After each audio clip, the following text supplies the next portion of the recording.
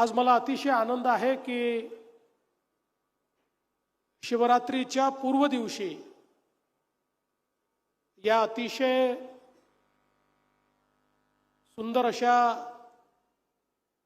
वैद्यनाथाच्या नगरीमध्ये येण्याची संधी मला मिळाली आणि खऱ्या अर्थानं आपल्या सर्वांचं आराध्य दैवत असलेले वैद्यनाथ यांच्या चरणी नतमस्तक होत आपल्या सगळ्यांकरता आणि आपल्या महाराष्ट्राकरता आज त्यांचा आशीर्वाद घेतो आणि या शिवरात्रीच्या पूर्व दिवशी हा महापशुधन एक्सपो होतोय हे देखील अत्यंत महत्त्वाची गोष्ट आहे। कारण आपल्याला माहिती आहे की जोपर्यंत नंदीला नमस्कार आपण करत नाही तोपर्यंत शंकरापर्यंत आपला नमस्कार, शिवशंभोपर्यंत आपला नमस्कार पोचत नाही। आणि म्हणून आपण जर बघितलं तर आपल्या प्रत्येक ईश्वरीय अवतारासोबत कुठल्या ना कुठल्या प्राण्याचा अवतार आपल्याला पाहायला मिळतो। आपली जर आपण संस्कृती बघितली तर या संस्कृतीमध्ये आपलं जे काही एकूण कालचक्र आहे या संपूर्ण चक्रामध्ये आपल्या पर्यावरणाला, आपल्या झाडाझुडपांना, आपल्या वनस्पतींना आणि पशुपक्ष्यांना प्रचंड मोठं महत्त्व देण्यात आलेलं आहे। कारण आपल्या पूर्वजांना हे माहिती होतं की जर मनुष्य जीव जगवायचा असेल तर एकट्या मनुष्याला जगवून ही पृथ्वी जगणार नाही। त्या मनुष्याला जगवण्याकरता झाडं झुडपं, वनस्पती, पशु पक्षी, जीव जंतू, अगदी बॅक्टेरिया देखील अत्यंत महत्त्वाचं आहे। आणि म्हणून या सगळ्यांचं मिळून जे चक्र आहे हे चक्र जर संतुलित ठेवलं तर त्यातनं जी आपली एकूणच सगळी साखळी आहे, अन्न साखळी, ती अन्न साखळी देखील त्या ठिकाणी तिचं संवर्धन होतं आणि आपल्याला जगण्याकरता मोठ्या प्रमाणात त्या ठिकाणी सगळ्या ज्या आवश्यक गोष्टी आहेत त्या गोष्टी प्राप्त होत राहतात। आणि म्हणून आपली संपूर्ण संस्कृती ही या ठिकाणी आपण जर बघितलं तर निसर्ग आणि माती याच्या संवर्धनाची, नदी आणि पाणी याच्या संवर्धनाची कहाणी सांगणारी अशा प्रकारची आपली संस्कृती आहे। आणि म्हणूनच ज्यावेळी मगाशी धनुभाऊ आणि ताई म्हणाल्या की शिवरात्रीच्या दिवशी मला कोइंबतूरला जायचं असल्यामुळे मी एक दिवस आधी आलो आणि आजचा दिवस व्हॅलेंटाईन डे आहे, त्यामुळे व्हॅलेंटाईन डेला या ठिकाणी मला बोलवलं। तर मी सांगू इच्छितो की माय आणि माती हेच आमचं व्हॅलेंटाईन आहे। त्याच्यामुळे व्हॅलेंटाईन डेला माय आणि माती याच्याशी पुन्हा सांगड घालण्याकरता तुम्ही या ठिकाणी निमंत्रित केलं, त्याबद्दल तुमचे अतिशय मनापासून मी आभार मानतो। आज आपण पाहतोय की आपल्याकडे विशेषतः ज्या भागामध्ये मोठ्या प्रमाणात आमचा शेतकरी संकटात दिसतो अशा भागामध्ये संकट केव्हापासून सुरू झालं हे जर आपण बघितलं तर जेव्हापासनं पशुधनाची संख्या कमी व्हायला लागली तेव्हापासनं आमचा शेतकरी हा जास्त संकटात गेलेला आपल्याला पाहायला मिळाला। आजही आपण पाहतो की ज्या ठिकाणी पशुधन आहे त्या ठिकाणी अडीअडचणीच्या काळातही आमच्या शेतकऱ्याला एक प्रकारचा आधार त्या ठिकाणी मिळतो। दुधाच्या माध्यमातनं रोज थोडे पैसे मिळाले तर कठीण परिस्थितीमध्ये देखील त्याचं जीवन त्या ठिकाणी योग्य पद्धतीनं चालतं। पण आपल्याला कल्पना आहे की पूर्वीच्या काळी आपण आपल्याला आवश्यक ते अन्नधान्य घ्यायचो, त्यानंतर हळूहळू कॅश क्रॉपकडे गेलो आणि विशेषतः आपण कापूस आणि सोयाबीनवर गेल्यानंतर आणि हळूहळू आमच्या शेतकऱ्यांची जी काही शेती आहे ती लहान होत गेल्यानंतर, त्याचं विभाजन होत गेल्यानंतर एक वैरणाचा मोठा प्रश्न हा निर्माण झालेला आपल्याला पाहायला मिळाला। आणि हळूहळू आपल्या शेतीतलं वैरण हे आपल्याला मिळत नाही अशी अवस्था आली आणि त्यातनं कुठेतरी पशुधन जे आपलं आहे हे पशुधन हे कमी व्हायला लागलं आणि त्याचा सगळाच परिणाम आपल्या एकूणच शेतीवर झालेला आपण बघितला. आज आपण बघा हळूहळू अशी अवस्था येते की ज्यामध्ये आता ट्रॅक्टरच्या उपयोगामुळे बैल हा हळूहळू कमी उपयोगाचा व्हायला लागलाय. किंबहुना आता बैलगाडा शर्यतीतच बैलाचा उपयोग हा मोठ्या प्रमाणात होतोय. बाकी उपयोग फार छोटा शेतकरी जो आहे तो अधिक करतोय. बाकी सगळं यांत्रिकीकरण चाललेलं आहे आणि म्हणून त्यातनं वेगवेगळ्या प्रकारच्या गोष्टी या ठिकाणी निर्माण होत आहेत. पण आज आवश्यकता ही आहे की पुन्हा एकदा आमच्या शेतीमध्ये आमचं जे पशुधन आहे या पशुधनाचं संवर्धन झालं पाहिजे. विशेषतः आमची गाय हिला आम्ही ईश्वराचा दर्जा याकरता दिलाय, आईचा दर्जा याकरता दिलाय की ज्या प्रकारे आपल्या सृष्टीमध्ये जन्म देऊन आपली आई आपल्याला मोठं करते, तसंच आपण जर गोमातेचं जीवन बघितलं तर जन्मापासून मृत्यूपर्यंत आमची गोमाता आमची सेवाच करत राहते. आणि आज आपल्याला कल्पना आहे की या गोमातेला आपण राज्यमातेचा दर्जा दिला आणि आपण गोविकास आयोग या ठिकाणी तयार केला. याचं कारण हळूहळू पारंपरिक गोमातेच्या जन्मापासून तर मृत्यूपर्यंत तिचे जे काही उपयोग आहेत हे सगळे उपयोग आम्ही विसरलो आणि त्यामुळे भाकड जनावर झालं की आम्हाला ते जड वाटायला लागलं आणि त्यातनंही प्रत्येक पशुगणनेमध्ये गायींची संख्या, जनावरांची संख्या ही कमी कमी होताना आपल्याला पाहायला मिळाली. पण आज आपल्याला कल्पना आहे की इतक्या मोठ्या प्रमाणात वेगवेगळ्या प्रकारचे प्रयोग सुरू झाले आणि आता तर गोमूत्र आणि गाईचं शेण यापासनं इतक्या वेगवेगळ्या प्रकारच्या वस्तू आता तयार व्हायला लागल्या. अलीकडच्या काळामध्ये तर मोठी मोठी लोक आपल्या घरामध्ये शेणापासनं तयार केलेला पेंट लावतात, कारण त्याचे वेगवेगळे फायदे हे देखील लोकांना लक्षात आले.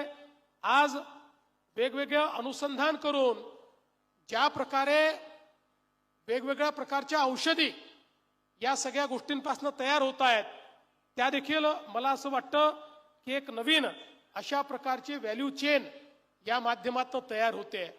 पण त्यासोबत सगळ्यात महत्वाचं जर काही असेल तर आपले महाराष्ट्राचे राज्यपाल महोदय ज्या नैसर्गिक शेतीचा उल्लेख करतात त्या नैसर्गिक शेतीमध्ये आमच्या गोमातेचं या ठिकाणी अत्यंत मोठं महत्व आहे.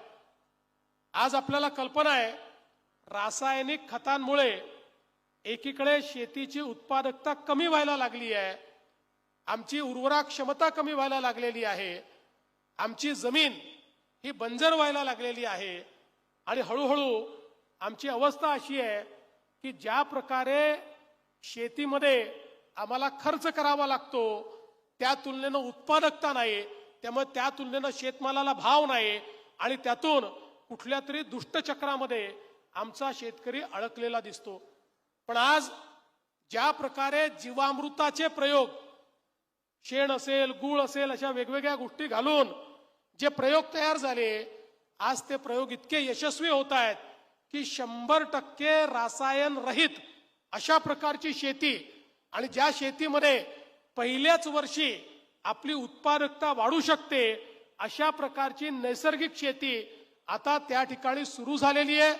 ज्यांनी प्रयोग केले त्यांचे प्रयोग यशस्वी झालेले आहेत आणि या सगळ्या चेनमध्ये खऱ्या अर्थानं आमचं जे गोधन आहे, आमची जी गोमाता आहे त्या गोमातेचं एक महत्वाचं या ठिकाणी शेण असेल, गोमूत्र असेल याचा एक अत्यंत महत्वाचा उपयोग या माध्यमातून होतोय.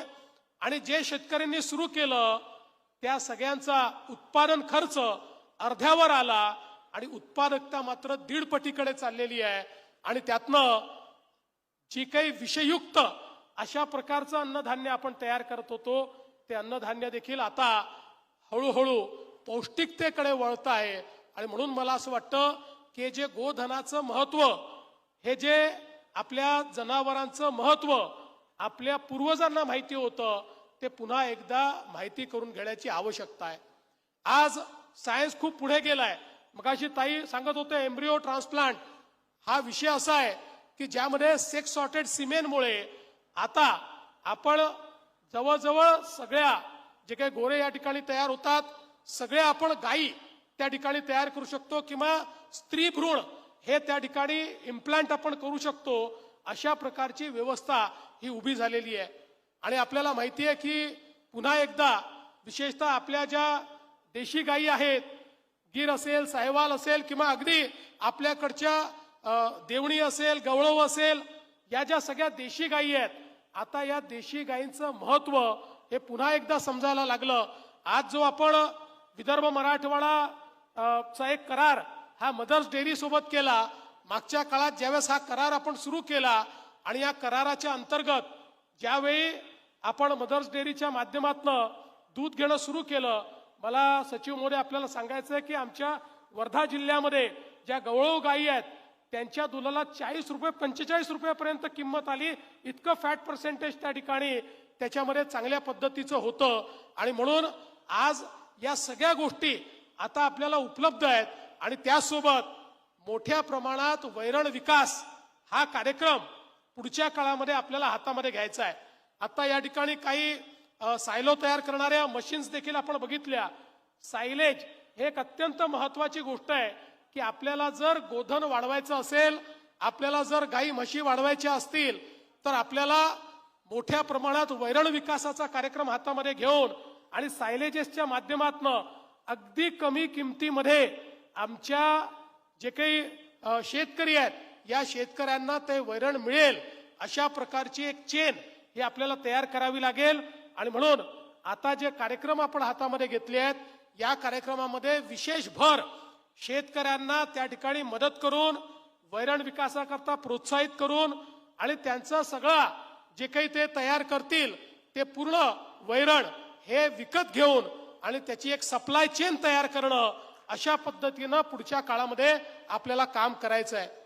आपल्याला आश्चर्य वाटेल, जगामध्ये जे मोठे देश आहेत, मोठे म्हणजे जास्तीत जास्त दूध उत्पादन करणारे देश आहेत, लोकसंख्येने आपल्यापेक्षा 1.0, पण आपल्यापेक्षा जास्त दूध जे त्या ठिकाणी उत्पादन करतात अशा देशांमध्येही ज्या ब्रीड आहेत, या ब्रीड कुठनं गेल्या हे जर आपण त्या ठिकाणी माहिती घेतली तर आपल्या देशी ब्रीड या त्या ठिकाणी नेऊन त्याला क्रॉस करून त्या ठिकाणी ब्रीड तयार करून आज जगाला दुधाचा पुरवठा करण्याचं काम या वेगवेगळ्या देशांमध्ये होत आहे.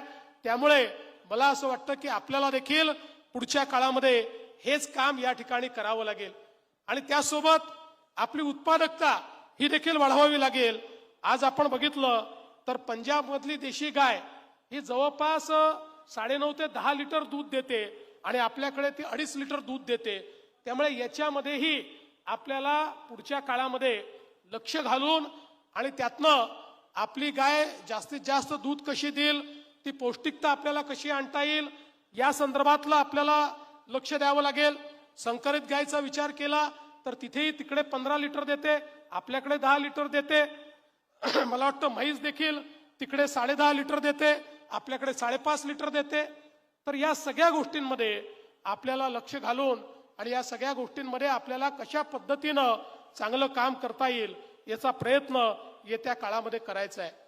मगाशी पंकजाताईंनी सांगितली गोष्ट खरी आहे की आता आपण विशेषतः पशुसंवर्धन विभागामध्ये नवीन प्रयोग आणि अनेक प्रयोग करण्याचं ठरवलेलं आहे. आज शेती आणि शेतीपूरक उद्योग या क्षेत्रामध्ये जर आपल्याला उत्तम रोजगार निर्मिती करायची असेल, आजची जी आपली रोजगार निर्मिती आहे ती उत्तम नाही आहे, जेमतेम आहे.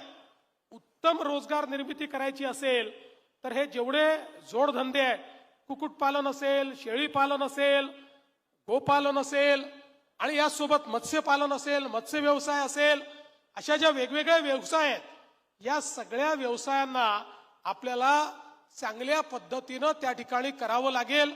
आणि हे वर्ष तर युनायटेड नेशन्सने महिला शेतकरी वर्ष म्हणून या ठिकाणी ठरवलेलं वर्ष आहे.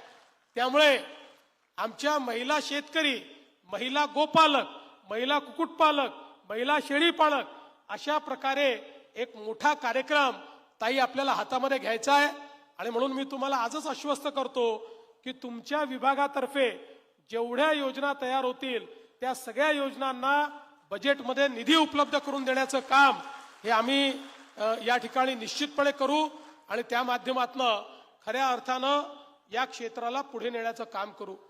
खरं तर आता विशेष लक्ष आपण या क्षेत्राकडे दिलंय आणि आपला प्रयत्न आहे की आपल्या हे क्षेत्र आज 7 ते 8% किंवा बाकी काळामध्ये तर 4 ते 5% एवढ्या विकास दरानंच केवळ विकसित होतं. आपण आता ठरवलंय की या क्षेत्रामध्ये वेगवेगळे इंटरव्हेन्शन आणून हे क्षेत्र 25% दराने विकसित कसं होईल अशा प्रकारची योजना आपण हातामध्ये घेतो. आपण आंध्र प्रदेशचे माजी मुख्य सचिव श्री टकर ज्यांना या क्षेत्रामध्ये अनेक पुरस्कार मिळालेले आहेत, आता त्यांना देखील आपण सोबत घेतलाय आणि त्यांच्या मार्गदर्शनाखाली एक बृहत कार्यक्रम हातामध्ये घेऊन आपण मोठ्या प्रमाणात हे काम या ठिकाणी करतो आहोत. आणि याकरता वेगवेगळ्या प्रकारचे जे इंटरव्हेन्शन्स आहेत, आज आपण हे पशु प्रदर्शन काय या ठिकाणी आयोजित केलं याचं कारण आज आपल्या शेतकऱ्यांना आणि पशुपालकांना काय चाललेलं आहे याची कल्पना असली पाहिजे. प्रत्येक क्षेत्रात इतकं मोठं परिवर्तन होत आहे. आज आपण बघितलं असेल तर या ठिकाणी डबल डेकर पिंजरे लागलेले आहेत की ज्या पिंजऱ्यामध्ये आपण त्या ठिकाणी कुक्कुटपालनही करू शकतो, शेळी मेंढी पालनही करू शकतो आणि त्यातनंच खत निर्मिती करू शकतो. अशा प्रकारचे वेगवेगळ्या पद्धतीचे जे प्रयोग आहेत हे प्रयोगही आमच्या शेतकऱ्यांकडे पोचले पाहिजेत. आणि विशेषतः आपण नानाजी देशमुख कृषी समृद्धी योजना जी विदर्भ आणि मराठवाड्याकरता सुरू केलेली आहे, 5-5.5 हजार कोटी रुपये या योजनेच्या अंतर्गत उपलब्ध करून दिले आहेत. यामध्ये या सगळ्या योजनांकरता आपण मोठ्या प्रमाणात सबसिडी देतो आणि काही बाबतीत तर 90% आपण सबसिडी देऊन हे सगळे व्यवसाय या ठिकाणी उभं करण्याचं काम करतो. आणि म्हणून मी आज खरं म्हणजे पंकजाताई आपलं अतिशय मनापासून अभिनंदन करतो की आपण हा जो काही एक्सपो या ठिकाणी सुरू केलेला आहे यातनं आमच्या ग्रामीण भागातल्या शेतकऱ्यांना आमचे जे विकसनशील किंवा विकसित अशा प्रकारचं कार्य करणारे शेतकरी आहेत त्यांनी काय केलंय हे जवळून पाहायची संधी मिळते आणि तशा प्रकारे करण्याची इच्छा देखील जागृत होते आणि हे होऊ शकतं हा आत्मविश्वास देखील या ठिकाणी तयार होत असतो. आज केंद्र सरकारने राष्ट्रीय पशुधन अभियान सुरू केलेलं आहे. या अभियानाच्या अंतर्गत जवळपास महाराष्ट्रातल्या 366 प्रकल्पांना केंद्र सरकारने मान्यता दिली आहे. 214 कोटी रुपये केंद्र सरकार याकरता आपल्याला उपलब्ध करून देत आहे आणि या माध्यमातून मोठ्या प्रमाणात आपण आपल्या राज्यामध्ये ही सगळी कामं तयार करतो आहोत. आणि आता मदर्स डेअरीच्या माध्यमातून विशेषतः आपण जो काही एक या ठिकाणी दुग्ध व्यवसायाचा विकास करण्याचा प्रयत्न करतो याचा जो पहिला टप्पा आहे हा अत्यंत यशस्वी झालेला आहे. आता दुसऱ्या टप्प्यामध्ये त्याचा विस्तार आपण करतो आणि माझी सर्व शेतकऱ्यांना विनंती आहे की आपण सर्वांनी निश्चितपणे याचा लाभ घ्यावा. आता 19 जिल्हे हे आपण याच्यामध्ये समाविष्ट केले आहेत. 150 कोटी रुपये आपण या प्रकल्पाला दिलेले आहेत ज्यातनं मोठ्या प्रमाणात शेतकऱ्यांना जोडधंदा करण्याची एक संधी प्राप्त होते. उदगीर मधलं जे दूध भुकटी केंद्र आहे ते देखील आपण पुनरुज्जीवित करतोय. अनेक वर्षापासून ते बंद होतं. जवळपास 100 कोटी रुपये हे आपण त्याला देतोय आणि ते पुनरुज्जीवित झाल्यामुळे आमच्या दुधाला चांगला भाव मिळण्याकरता त्याचा फायदा होईल आणि पुढच्या काळात दुधापर्यंत नाही तर उपपदार्थांच्या माध्यमातून आपल्याला जास्तीत जास्त पैसा कसा कमवता येईल अशा प्रकारचा प्रयत्न आपल्याला करावा लागेल. हे सगळं करत असताना पशु चिकित्सालय हा देखील एक महत्वाचा मुद्दा आहे. आज या ठिकाणी फिरते पशु चिकित्सालय देखील डेमॉन्स्ट्रेट केलेलं आहे. आपल्याला आपल्या राज्यामध्ये पशु चिकित्सालयाची जी काही परिस्थिती आहे ती बदलायची आहे. त्याच्यामध्ये आधुनिकता आणायची आहे. त्याच्यामध्ये वेगवेगळ्या प्रकारे आता ज्या उपचार पद्धती सुरू झालेल्या आहेत त्या उपचार पद्धती आपल्याला आणायच्या आहेत आणि विशेषतः आपण काही नवीन कॉलेजेसला देखील मान्यता दिली आहे. त्यामुळे पशुवैद्य चिकित्सक यांची संख्या देखील मोठ्या प्रमाणात वाढवण्याचं काम हे आपण या ठिकाणी करतो. लंपी सारखा आजार जो आल्यानंतर आपली अशी अवस्था होते की आपलं पशुधन हे पटापट त्या ठिकाणी मरायला लागतं, बळी पडतं आणि मग आपण त्याची लस ही शोधायला लागतो. देशभरामध्ये केवळ 2 कंपन्या लस तयार करतात, मग त्यांच्या कॉम्पिटिशनमध्ये सगळेच राज्य त्यांच्या पाठीमागे लागतात आणि मग लस मिळता उशीर होतो आणि त्या दरम्यान आमच्या शेतकऱ्यांचं पशुधन हे मोठ्या प्रमाणात त्या ठिकाणी मेलेलं असतं. पण मला आमच्या पशुवैद्यकीय विभागाचं अभिनंदन करायचं आहे की आमच्या विभागाने आता स्वतः लस तयार करायला घेतलेली आहे आणि ही लस तयार झाल्यानंतर लंपी सारख्या आजाराने आमच्या पशुधनाचा या ठिकाणी जो काही नाश होतो तो नाश त्या ठिकाणी संपणार आहे. आणि त्यासोबत आमचे जवळपास 2841 हे जे पशु दवाखाने आहेत यांना देखील आपण आता अपग्रेडेशनचा एक कार्यक्रम हातामध्ये घेतोय. पशु ॲम्ब्युलन्स हा एक मोठ्या प्रमाणात काम आपण सुरू करतो. या माध्यमातून आमच्या पशूंचं आयुष्य आणि त्यांची सुदृढता ही देखील आपण वाढवण्याचं काम करू. आज शेतीच्या क्षेत्रामध्ये माननीय अजितदादा ज्यावेळेस होते त्यावेळी आपण शेतीमध्ये आर्टिफिशियल इंटेलिजन्स हा एक कार्यक्रम हातामध्ये घेतला आणि या कार्यक्रमातनं शेतीची उत्पादकता वाढवण्याकरता 500 कोटी रुपयाचं मिशन आपण हातामध्ये घेतलंय. आता अशाच प्रकारचं मिशन आपल्याला ॲनिमल हस्बंड्रीमध्ये घ्यावं लागेल. आर्टिफिशियल इंटेलिजन्समुळे ॲनिमल हस्बंड्रीमध्ये आपण उत्पादकताही वाढवू शकू आणि प्रेडिक्टिबिलिटी पण आणू शकू. त्या दृष्टीने मोठ्या प्रमाणात हे कार्य आपल्याला करायचं आहे. आणि म्हणून मी आज एवढंच सांगेन की आज ज्या प्रकारे आपल्या शेतकऱ्यांना राज्य सरकार वेगवेगळ्या योजना देत आहे त्या योजनांचा फायदा घेतला तर निश्चितपणे आमचा शेतकरी आणि आमच्या महिला या आपल्या पायावर उभ्या राहू शकतील. अलीकडच्याच काळामध्ये आपल्या भारताने अमेरिकेसोबत एक मोठा समझोता केला आणि त्यामुळे अमेरिकेचं मोठं मार्केट हे आपल्याला ओपन झालं. पण काही लोक याबद्दल अफवा उठवून राहिले आहेत की भारताने आपली बाजारपेठ अमेरिकेच्या कृषीकरता खुली केली. आणि म्हणून या ठिकाणी स्पष्टपणे सांगतो, माननीय प्रधानमंत्री मोदीजींचे आभार मानतो. मोदीजींनी स्पष्टपणे सांगितलं बाकी सगळ्या गोष्टीत करार होईल पण कृषीच्या बाबतीत करार होणार नाही. आमची बाजारपेठ ही आम्ही तुमच्याकरता खुली करणार नाही. कुठलीही बाजारपेठ आपली कृषीची खुली केलेली नाही. आपल्याकडे कोणीही स्वस्त माल आणून आपल्या शेतमालाचे भाव पाडू शकणार नाही. पण काही नतद्रष्ट लोक असे आहेत की आमच्या सोयाबीनला चांगला भाव मिळायला लागला होता. 2-4 दिवसापूर्वी अफवा दिली सोडून की आता अमेरिकेचं सोयाबीन भारतात येणार आहे. 500 रुपयांनी सोयाबीनचे भाव पाडले. मी सोयाबीनच्या शेतकऱ्यांना सांगतो आणि मार्केटमध्येही सांगतो असं कुठलंही आपल्या करारात लिहिलेलं नाही. कुठलंही सोयाबीन बाहेरून येणार नाही, कुठलाही कापूस बाहेरून येणार नाही. त्यामुळे अशा प्रकारच्या अफवा पसरवणाऱ्यांना त्या ठिकाणी त्यांची जागा दाखवली पाहिजे. आणि जोपर्यंत देशात आणि राज्यात शेतकऱ्यांचं हित बघणारं सरकार आहे तोपर्यंत कुठल्याही परिस्थितीमध्ये आपल्या शेतकऱ्यांचं अहित होईल अशा प्रकारचा कुठलाही निर्णय आपण घेणार नाही. त्यामुळे आपलं डेअरी सेक्टर असो, आपलं कृषीचं सेक्टर असो, कुठलंच सेक्टर आपण अमेरिकेकरता किंवा युरोप करता ओपन केलेलं नाही हे देखील या निमित्ताने मी नमूद करू इच्छितो. पुन्हा एकदा पंकजाताई आपल्या विभागाचं मनापासून अभिनंदन करतो. इथे जे लोक आपले पशु घेऊन आलेले आहेत त्यांचं सगळ्यांचं पशुपालकांचं मनापासून अभिनंदन करतो. आणि केवळ बीड जिल्हाच नाही तर संपूर्ण मराठवाड्यातल्या शेतकऱ्यांनी या प्रदर्शनाला या ठिकाणी भेट द्यावी अशा प्रकारची विनंती करून माझे 2 शब्द संपवतो. धन्यवाद. जय हिंद, जय महाराष्ट्र.